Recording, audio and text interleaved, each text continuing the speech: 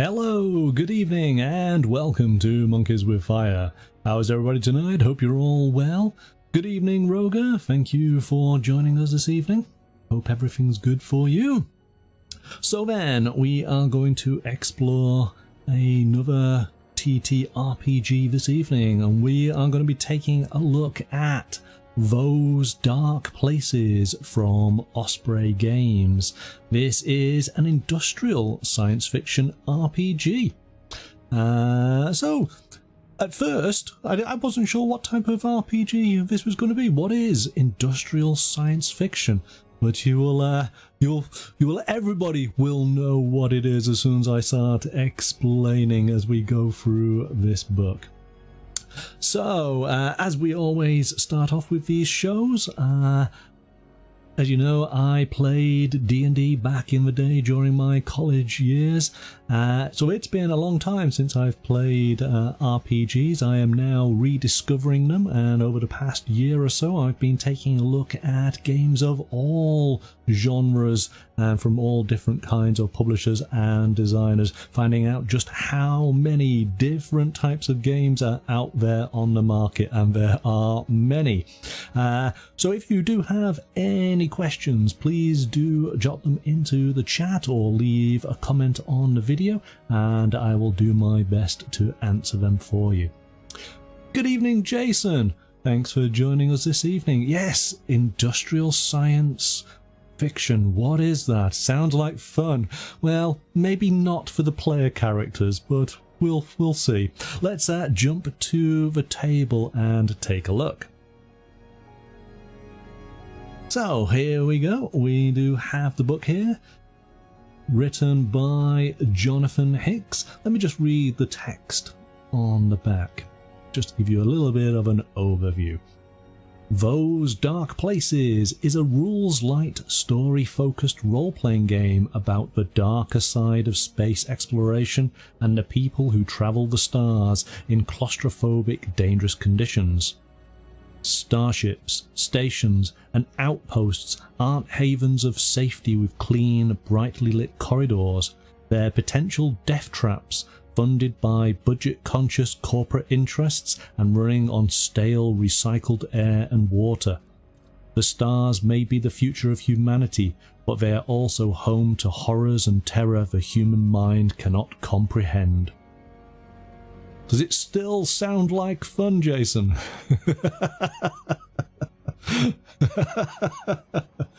So what we've got here, we've got I think it's a 128 page hardbacked book. Let me just double check that. Yes, 128 pages. Just take a quick flick through. As we've become accustomed, it's nicely produced. There's a slight gloss to the pages, but nothing that makes it difficult to read. Everything's laid out nicely. Nice clear fonts. We've got some great pieces of artwork. This might be a little bit of a hint of the type of game we are going to take a look at. So there we go. Aliens meets Pitch Black plus Total Recall. Okay. It sounds like you might know a little bit about this one. Pitch Black. Oh, what's that? Is that the Vin Diesel movie? But definitely Aliens, definitely Total Recall, yes, for sure. All right, let's jump on in then. Let's take a look. So, we do have a bit of an introduction from the designer, telling us a little bit about the first time they went to watch Ridley Scott's Alien. Of course, I say of course, I'd like to think that most people who are into role-playing games and into board games and into miniatures probably have watched Alien and Aliens. Is that a fair assumption? So it basically then tells us, well, what is industrial sci-fi? And I'm just going to read a little bit from the book here. It's a genre that reflects the down and dirty, grim side of science fiction. There's a very blue-collar, hands-on approach to this kind of sci-fi, and it was prevalent in the 1970s and 80s. These films dealt with horror, suspense, and mystery, and the technology was very much of its time and very analog, all switches, levers, CRT screens, and heavy blast doors. There was no fancy touchscreens or polished white surfaces.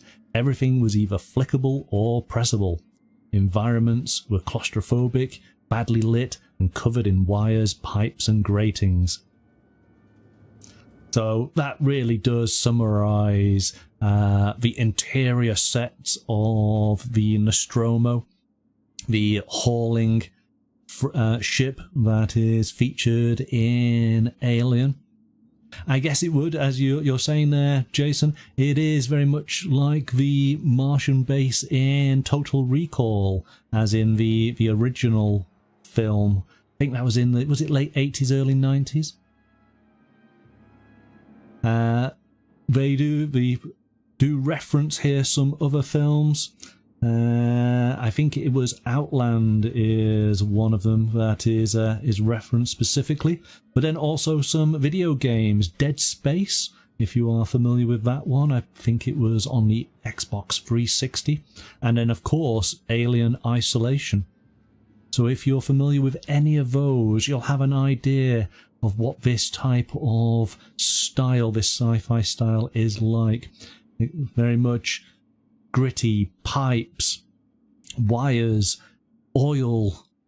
It's not shiny Star Trek.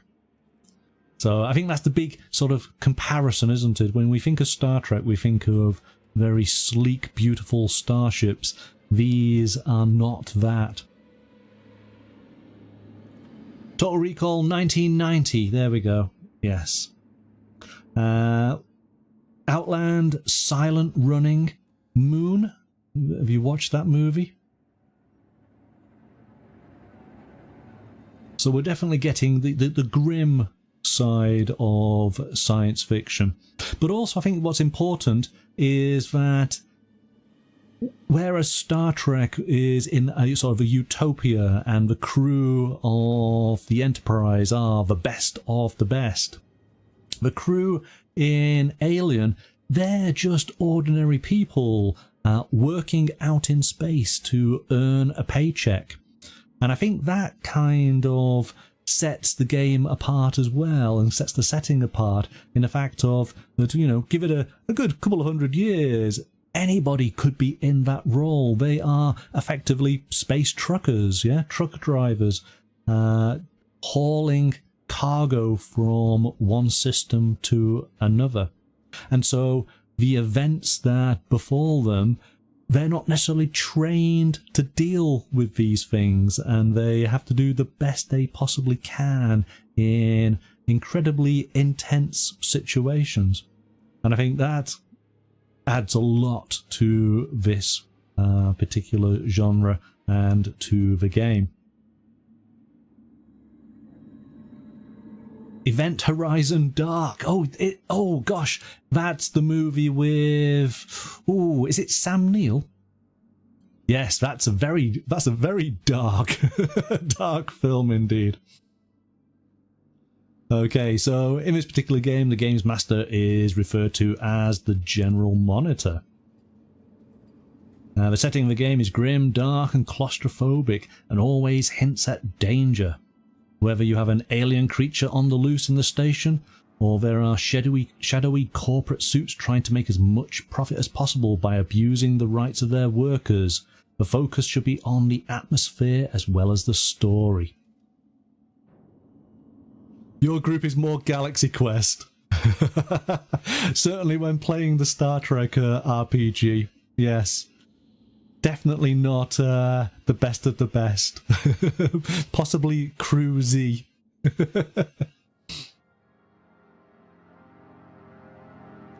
Okay, so the initial part of the book starts to set the scene for the players, and it's very much explaining the game as potentially any other RPG that you might have picked up and read.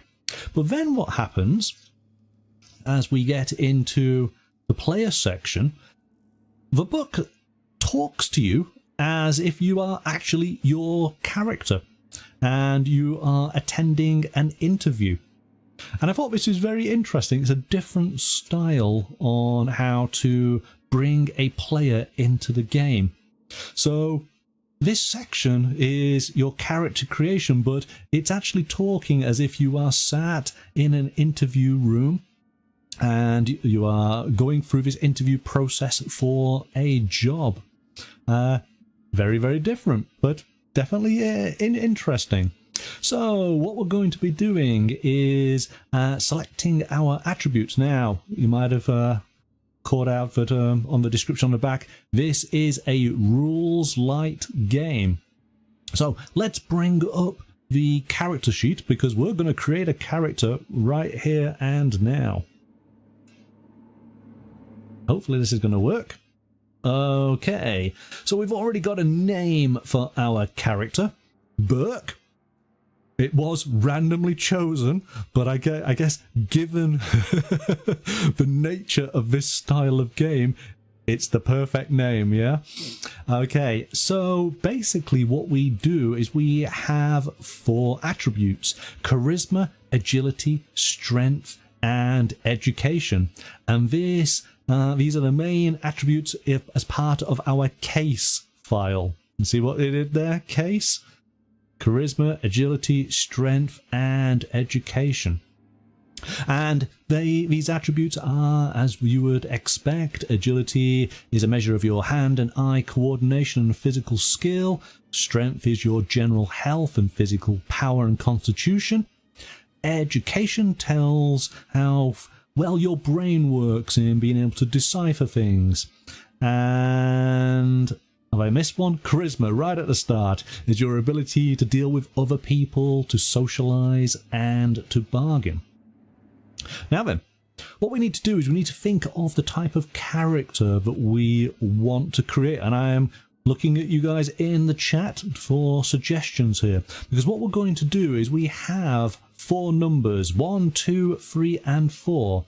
And quite simply, we just allocate one of those numbers into each of these attributes. So say, for example, if we want a particularly charming character, a negotiator, we might put a 4 into the charisma. We might put a 3 into the education. And maybe we put a 2 into the strength and the 1 into the agility. Say we want somebody who is a bit of a tough guy, then maybe we swap them around and we put strength. We put a 4 into strength and maybe a 3 into the agility, possibly then a 2 into education and a 1 in charisma. So you see how it works? Really, really easy. So you guys in the chat, Jason, Rogo, what do you think Burke is going to be like? How do you think we should allocate our points? What type of character do you think we're going to go for? Because it could be absolutely anything. Such is the freedom that this game provides you. It's very much rules light, but that means that you can pretty much do whatever you like within this framework. Burke sounds like a mechanic.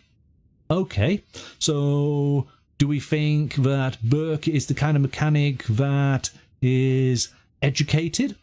Or does Burke use his strength to basically fix all of his mechanical problems? Roger, you're suggesting agility. Is agility important for this mechanic? Should we go with the mechanic? Let's go with that. So let's focus around mechanic. What are we going to do? Are we going to put it into education or strength? I feel that it might be one or the other.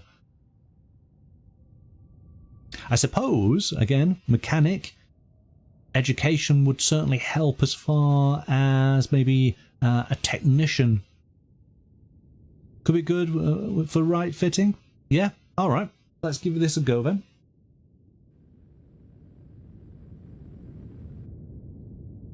So let's put in 4 on the education. I feel that given the nature, so education, agility, strength, charisma. Okay, let's go with that because it's just an example, isn't it?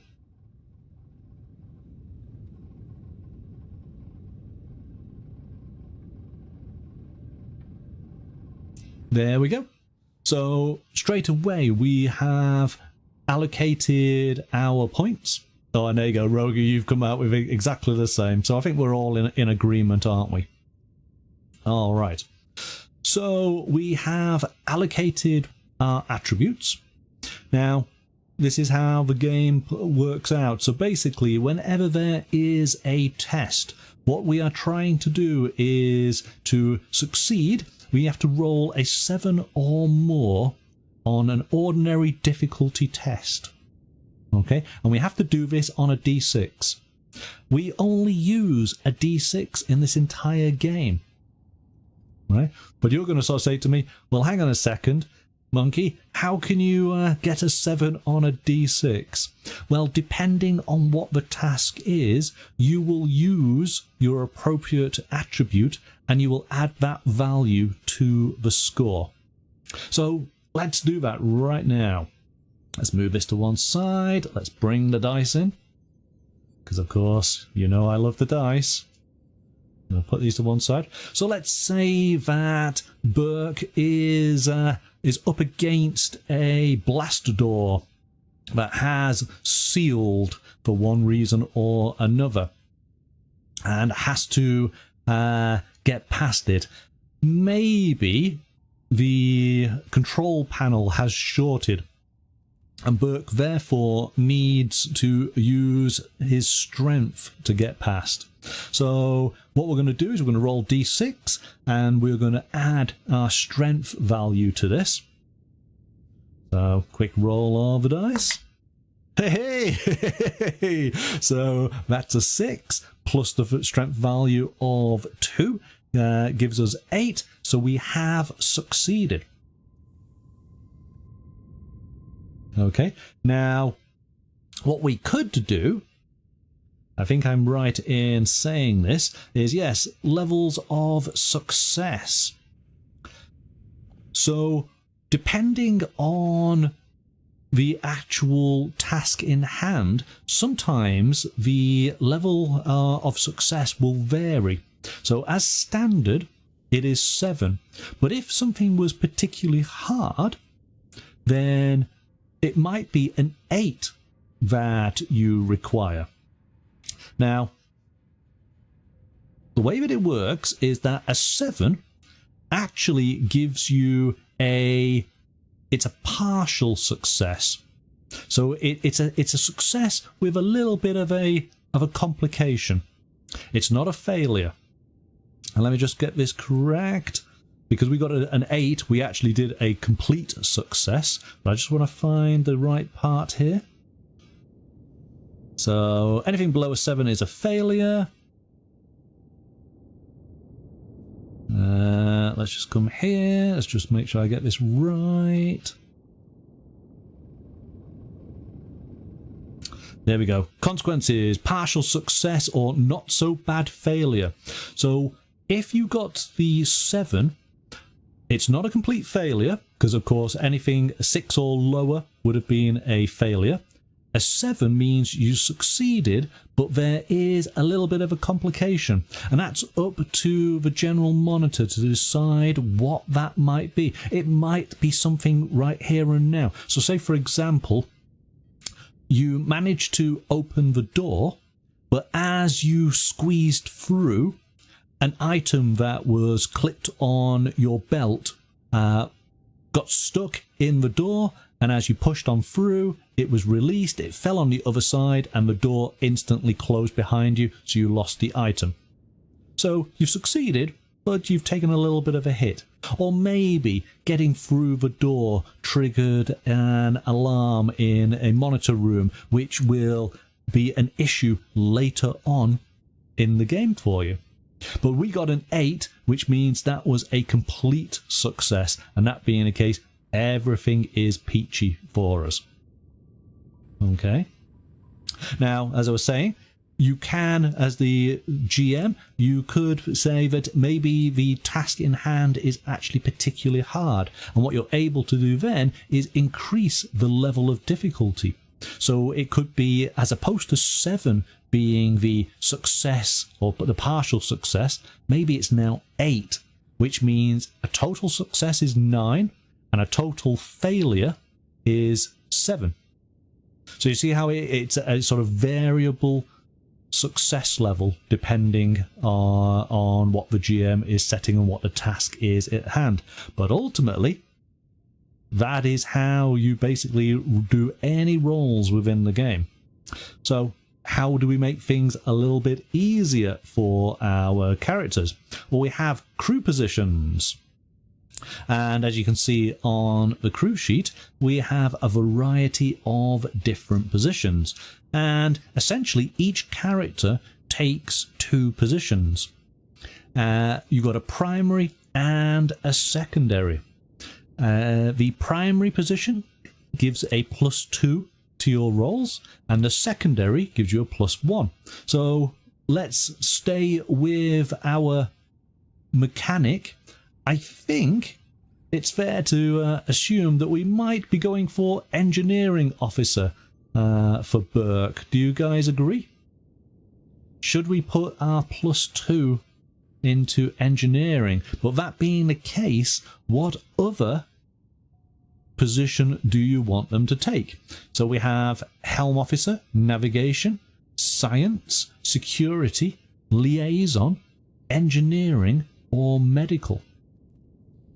And what we probably want to do is to pick a position that works well with our attributes. So of course our next highest attribute is agility. Saying that, we could choose a position that bolsters one of our weaker attributes so that we don't take so much of a hit. I like the idea of being an engineer liaison officer who we've got the most rubbish charisma. It's like, how on earth did Burke get that position? Maybe he was literally just the last person available, and he's like, we've got to give this role to somebody, so we'll give it to the gruff engineer that just snarls and everything's monosyllable. I like that. I think that'd be a lot of fun.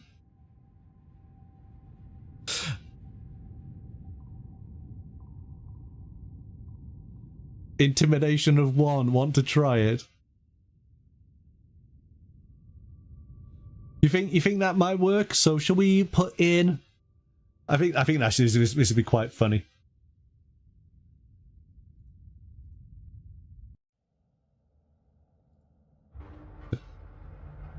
So there we go. So we basically now have a bonus into our rolls. So let's do this again. How about Burke has to that same door, except this time there is a security personnel on the other side of a view screen, and Burke is not unable to use his physical strength to open the door. He's now got to use a little bit of charm to get past. But what we're able to do is we have a +1 for our charisma, and we also have a +1 because Burke is a liaison officer. So hopefully he can, talk his way through this. Again, if the crew position fits the type of task that is being done, then you can take advantage of that bonus. So we've got a +2, and we're going to go just for the ordinary test as well. So let's go for that. Give this a roll. Wow, I'm doing well with the dice tonight. So that's a 6. It's an 8 in total. And again, that's a total success. All right. Something else that might be able to help your characters improve their dice rolls is that you could have a piece of equipment. So say, for example, during the course of the game, we might have picked up a security card. And maybe we've doctored the ID on it. And that being the case, we can flash this security guard our card, and that would give us a +1. And it's only a +1 that we get. If we were maybe forcing the door, we could use a toolkit, or if we were trying to rewire the door, then maybe a tech kit for doing that. So you see how it works. We just get an extra +1 on top of our crew position, on top of our attribute, and then we are trying to roll above the difficulty level. Typically it's a 7. We want to go 8 or more in that instance. And that's it. Those are essentially the dice rolls aspect of this game. Real easy. You're on fire, Monkey. Yes, we're doing well. But we all know that this is not typically how games work out. All right, let's move that to one side, because we will be adding a little bit more to our character. Initiative. So here we go. When we do get into combat, so basically what we're doing is rolling a die and adding our agility attribute, and the highest score goes first, with the next highest going second. Nice and easy. So that will determine order. Firearms. Well, let's do hand to hand first. So basically, on both sides, roll a die, add their strength score, and anyone with the security officer crew position gets an extra +2 or +1 to the roll. The highest roll wins, and the loser must deduct 1 point from their strength. If the rolls are tied, then no blows have landed for this round. Okay, so hand to hand, nice and easy. Basically, you are rolling your strength and just trying to beat your opposition. As for firearms, you use your agility score. To hit a target, you roll the die, then add your agility score, +2 or +1 if you are the security officer. Target to beat is 7, but if your opponent is closer, 3 to 6 meters, then it's a 6. They are further away, say 20 meters, then it's an 8. Let's see if we can hit somebody. Our agility was a 3. Let's assume that they are at normal range. So we're going to go for the 7. Let's see how we do.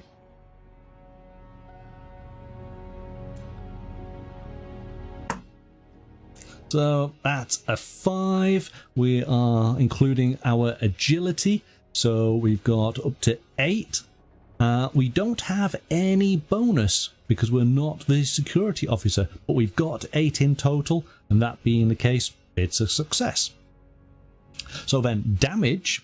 So if so when you take damage, it's deducted from your strength score. Once your strength reaches 0, you are unconscious. What's our strength? Our strength is only 2. So maybe we want to be a bit mindful of this. Literally 2 hits and we are unconscious. So if your strength goes to -2, you're in serious trouble, and you'll die in a number of rounds equal to your full strength.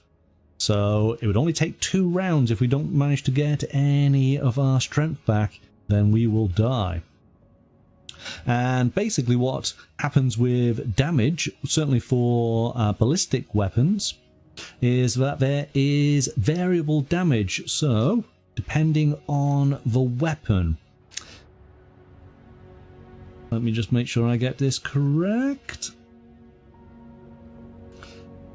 Okay, so here we go. So if you get hit by a metal pipe or a spanner, then you'll take 1 or 2 points of damage. So each weapon has a damage cap, the maximum damage that you can take from that weapon. We work out the actual damage you take from the weapon by rolling the 6-sided dice. So a metal pipe has a damage cap of 2, you roll a 6-sided die, and if the number rolled is 2 or more, you've taken 2 points. Let's say then that we were shot by a pistol. A pistol has a damage of 3. So, rolling the die, let's see what we get. It's a 5, so that it means we take the maximum amount of damage. We take all 3 points, and they are then deducted from our strength. So we would lose our 2 points of strength, and we would actually be down to -1. So we are unconscious, but we're not totally out, which is good. So then, healing. We ideally need to have a medical officer or an auto doc. Medical attention restores 1 point of strength per hour. So if it only gets you 0 and you're still unconscious, your buddies will have to help you out. So we've got to make sure we would have to have a medic on our team to look after us. Or at least somebody who had a med kit and who could then do some healing rolls for us. But ultimately we are trying to restore our strength. I'm going to put that strength back on, just so we have it there. So it does give us a little bit, I'm going to move this over here, gives us a little bit about character death. Again, this is the thing, isn't it? Our characters in this game are ordinary people. And that being the case, you know, they can die. So don't necessarily get too attached to your character. But the nature of the game, it's relatively fast playing. As you can see, it's very, very quick and easy to create a character. So, you know, it's, you might use a different character, you know, per game, depends how things turn out. Now, we do have this section on pressure, and this is essentially stress, because our characters are going to be put in a very, very stressful situation. So in order to create our pressure, I think it's the pressure level. I'm going to go to the next page on the character sheet.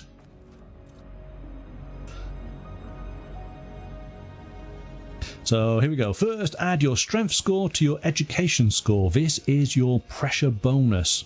So what did we have? We had strength and education, so we got a pressure bonus of 6.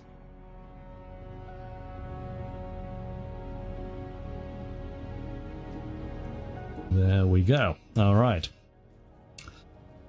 Now let's get this correct.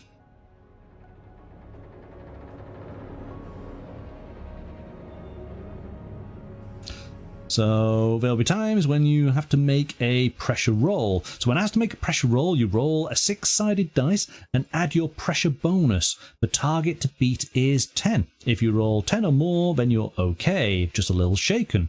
If you roll 9 or less, then you're stressed and your pressure level goes up. At the start of the game, our pressure level is 0, as you can see just there.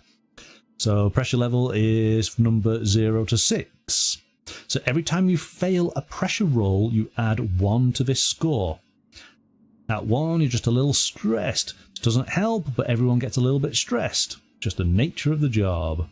However, each time you fail another pressure roll, the score goes up by a further 1 point. If your pressure level is 2 or more, this is when things get interesting. Let's find out.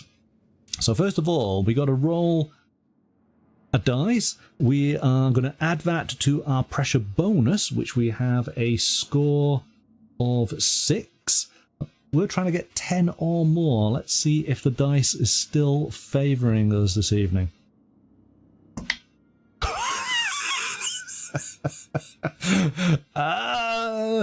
No, it's not. You see, my run of good luck has already gone. So whatever is befalling Burke, stress has happened. Our stress goes up by 1. So we don't have to worry too much about this at this moment in time. But let's say something else is happening. Maybe we're losing gravity. We're going into 0G. We've not got any mag boots on. That being the case, you know, it's a little bit of a stressful situation here because we're flailing to try and get hold of handholds to basically move ourselves through the corridors. We need to roll again, okay? So we're going to roll again. Let's see what we get.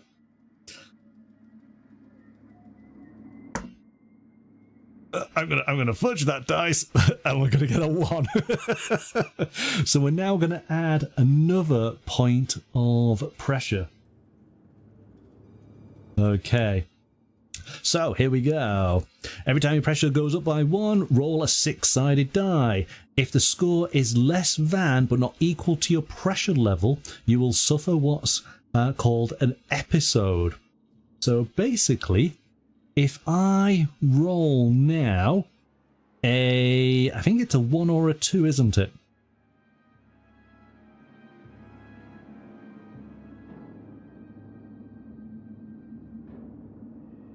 Right. So no, if I've got to roll, I would have to roll a 1 because it's got to be less than, not equal to. So if you fail another pressure roll, the pressure level will go up to 3, and then you have to roll another 6-sided dice. This time you roll a 1 or a 2, you will suffer an episode. Let's see if I can actually get a 1. Let's see if this happens. I get a 5, but we're going to go for a 1. So this is where you now then have an episode. And these are quite good fun.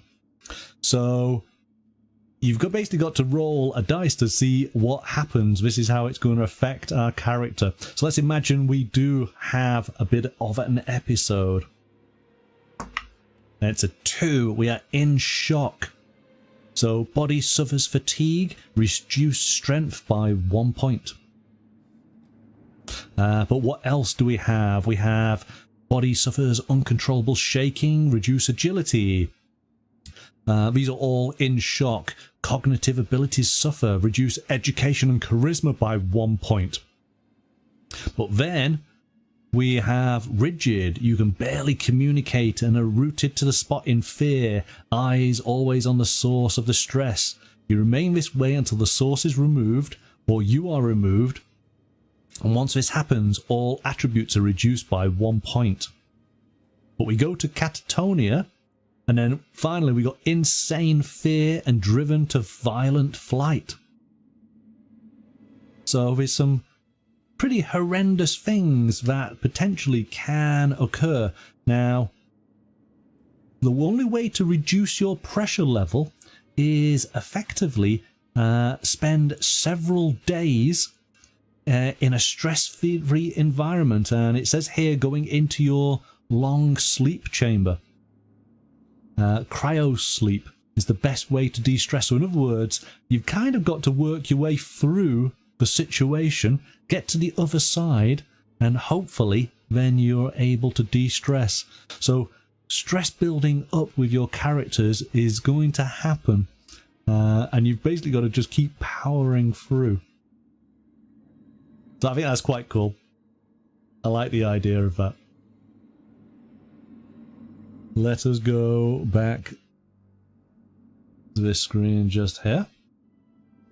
Okay, so what else we have? We have some rules here on equipment. And then it starts to detail about starships and travel. Now, the way that the book is written is there's not a huge amount of rules here. This is all flavor for you so that the players understand the world that their characters are living in.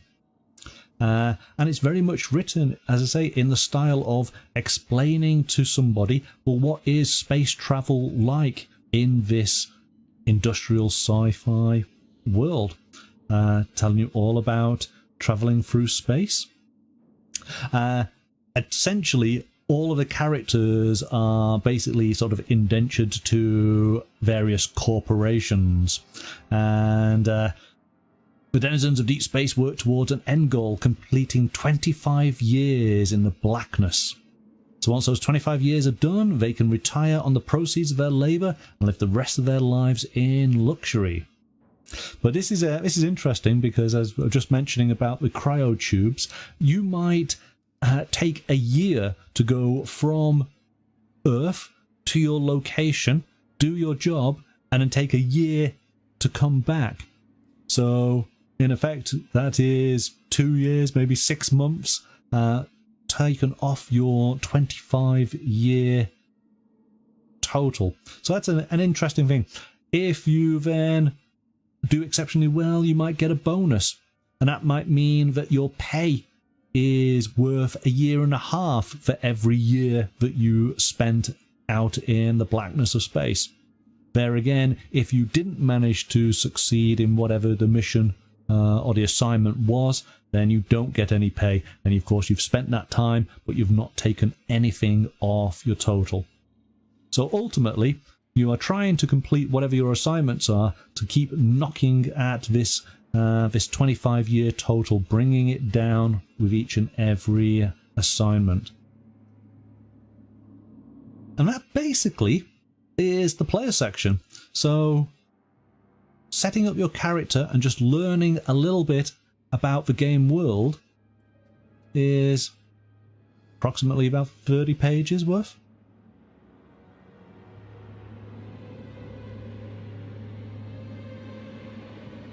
Yeah, just about that. Okay, so then we go on to the GM section, and again it's talking to the reader, but talking to it in the style of them as them actually being the general monitor, the person who's setting up a simulation for the actual players, going through the attributes again, but in a little bit more detail, going through the crew positions, a little bit of guidance on the fact that this is your game, and it's pointing out that if you want to simplify something, go for it. If you want to change something that's not quite working for your group, then change it. It's your game and you run it how you want to. Rogue seems easy and simple to get a character started, very much so. This is the type of game that you could quite easily set up and play all in one evening, no problem at all. It's giving you suggestions on the different kinds of challenges and where the different crew positions might have an advantage, so that you know how to go, okay, this particular player, yes, you can use your engineering officer's skill to be able to make that challenge easier for you. A little bit of detail on the dice rolls, on how to narrate the successes, the failures, and the partial success. As we say, when the difficulty is a 7, 7 is a partial success, 6 is a failure, 8 is a total success. And a little bit of guidance on how to communicate that to the players. Inspiration. So as we already mentioned, Alien, Blade Runner, Dead Space from the video games side. Equipment, and how they can give you a +1 to your rolls. Using pressure in the game as a constant sort of antagonistic entity that is always sort of nipping away at the players, trying to build that the sense of stress that the alien crew were under once they realized that they were not alone. Some insight on how ongoing effects of episodes might affect the various characters. And then it goes through an example simulation. So it gives you an idea of a situation, scenario, and how the players might respond. And effectively, it's going through all the different rules that we've already learned and just playing them out so you get a good grasp of how the game plays.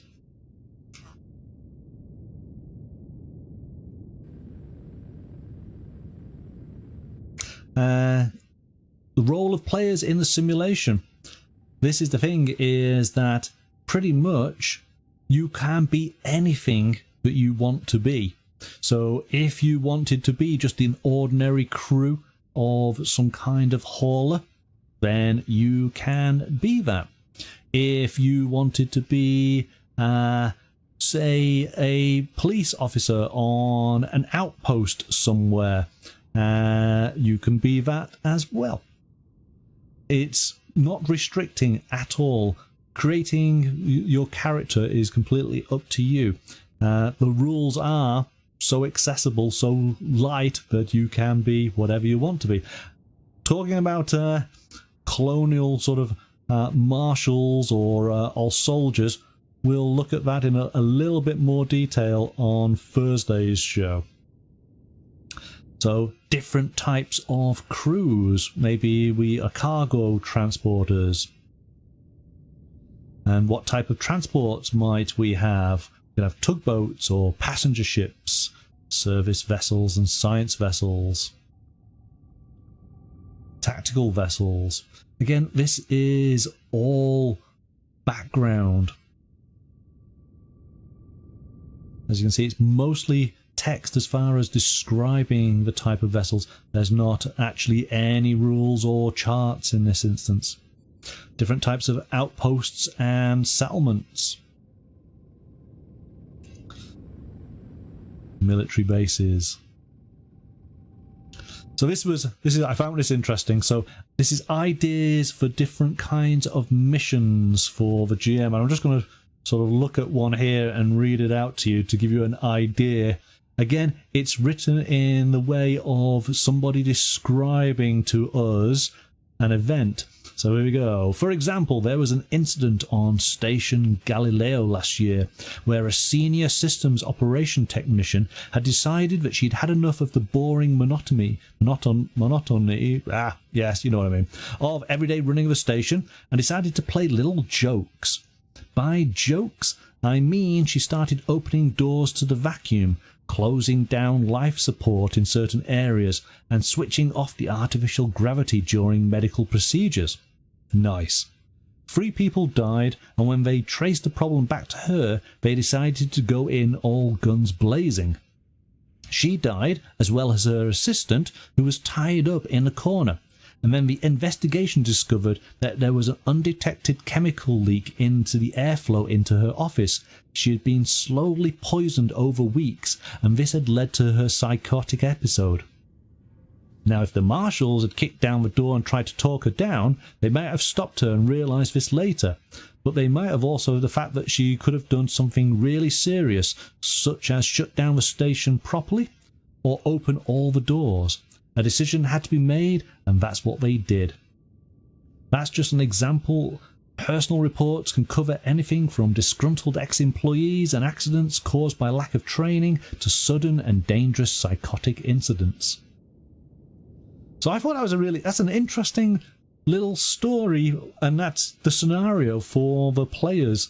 They're there on a station, suddenly it loses its gravity, and trying to fix what these problems are, but these problems just keep on building up more and more, and it becomes a little bit of a trail of breadcrumbs. And when you find this particular technician, do you go on in and try and stop her with force, or are you going to try and talk her down?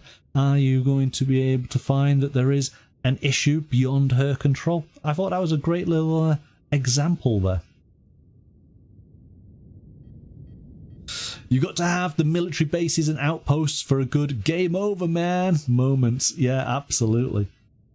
So it's basically breaking down simulation ideas to personnel reports, accidents, industrial espionage, surveying, hostile takeover, mysterious deaths, scientists, and classified. So there's plenty within this text, plenty of different ideas for different kinds of missions.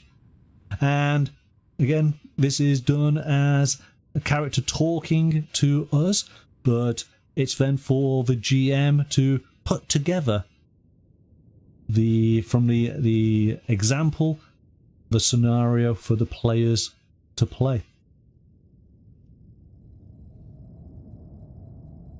A little bit more detail on the setting, telling us a little bit about what's happened, what Earth is like in this setting.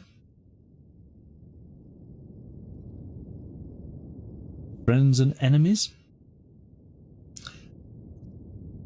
Few example characters. So Jason, you're already inspired on how I would make a fun setup. Share, tell us what's on your mind. We've also got synthetic automatons, or SAMs. So we can't have this futuristic setting without some kind of synthetic person. We have creatures. What type of creatures might we find out in the blackness of space? And it concludes, before it goes into an actual mission, which we won't look into, as it says, you must not read any further if you are intending to play this particular scenario. So I'm not going to ruin that for potential players. But hopefully you've seen on this that it's giving you the setting, it's giving you the inspirations to then create something within this world. But because the rules are so light, it is up to the GM to do a reasonable amount of work of putting it together. But it is totally up to their creativity, and they have absolute freedom. I will be showing you guys another book on Tuesday next week that would actually work as a great companion for this book. So make sure you do tune on in on Tuesday next week for that. Jason, what are you saying? It's a bit from Alien in a way, having a team ready to explore a planet to set up life, but something was brought on board and someone stowed away as well. Sabotaged mixed with releasing a creature. Roger saying it reminds me of Blade Runner in space. Jason continues to hide themselves and mask their true plan, but the creature runs about killing and causing problems. In that case, Jason, I think you need to join us on Thursday evening when we take a look at Pressure. Okay, so that's going to be Thursday's show. Where we need to go onto that one. There we go. So Pressure is a companion book. It is standalone. You can just have this one book, but it definitely leans more into AI and aliens and corporations and synths and starships and survival. So if the first book, if Those Dark Places is alien, then Pressure is more aliens. So that is what we're going to be taking a look at on Thursday from 7 o'clock. Well, there you go then, guys. So thank you so much for joining me. I hope that taking a look through Those Dark Places this evening has inspired you a little bit. I did put a link in the video description so that you can go and take a look. Also, For those of you who are not familiar, the channel does have an affiliate link with Drive-Thru RPG. As you know, affiliate links help the channel keep those lights on. So if you was interested in a copy of the game, then do click on that link, and they obviously just make a small donation back to the channel, which is obviously very, very helpful. Looked really cool, says Roger. Excellent. Glad you liked it. Yeah, I think it's a different setting, though, like I say, it's one that is very familiar to most of us, those who enjoy role-playing and the sci-fi genre. I think most of us have seen Alien or Aliens, so we can instantly put ourselves into that kind of situation, can't we? But it's unique in so much as typically we are heroes, and in this particular game we're not. We're just ordinary people caught in extraordinary circumstances, and how do we deal with that? So yeah, a lot of fun. Jason, great overview yet again. Oh, thank you so much. I'm glad you enjoyed, and hopefully you'll join us on Thursday as we continue to look. And Sarah, thank you so much for joining. Unfortunately, right at the very end, but it's good to hear from you. Hope you're well. There we go, folks. Thanks so much. I look forward to seeing you on Thursday. But until then, bye for now.